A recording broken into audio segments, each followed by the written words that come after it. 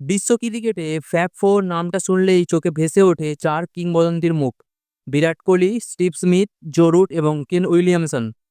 একই সময়ে উঠে আসা এই চার ব্যাটারের আধিপত্য বহু বছর ধরে আলো ছড়িয়েছে টেস্ট থেকে ওয়ানডে এমনকি টি-টোয়েন্টিতেও। কিন্তু সময় যে কারোর জন্য থেমে থাকে না। কোহলি ইতিমধ্যেই টেস্ট এবং টি-টোয়েন্টি থেকে অবসর নিয়েছেন। স্মিথ সরে গিয়েছেন ওয়ানডে থেকে। রুট টি-টোয়েন্টিতে থাকেন না, আর উইলিয়ামসন নিজেও নিয়মিত নন সব ফরম্যাটে। তাই এবার আগামী প্রজন্মের ফ্যাব ফোর বেছে নিলেন স্বয়ং উইলিয়ামসন নিজেই।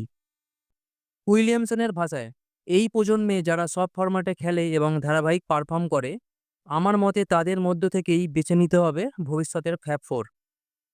আর তার তালিকায় রয়েছে দুই ভারতীয়, যশস্বী জয়সওয়াল এবং শুভমান গিল, সঙ্গে নিউজিল্যান্ডের তরুণ সেন্সেশন রাচিন রবীন্দ্র এবং ইংল্যান্ডের আগ্রাসী ব্যাটার হ্যারি বুক।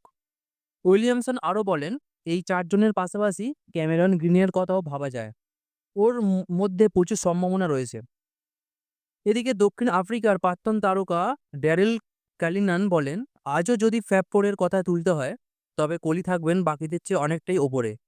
কারণ কোহলি শুধু ভালো খেলেননি, নেতৃত্ব দিয়েছেন সামনে থেকে প্রতিটা ফরম্যাটে। ভারতীয় দলের প্রত্যাশার ভারও নিজের কাঁধে তুলে নিয়েছিলেন।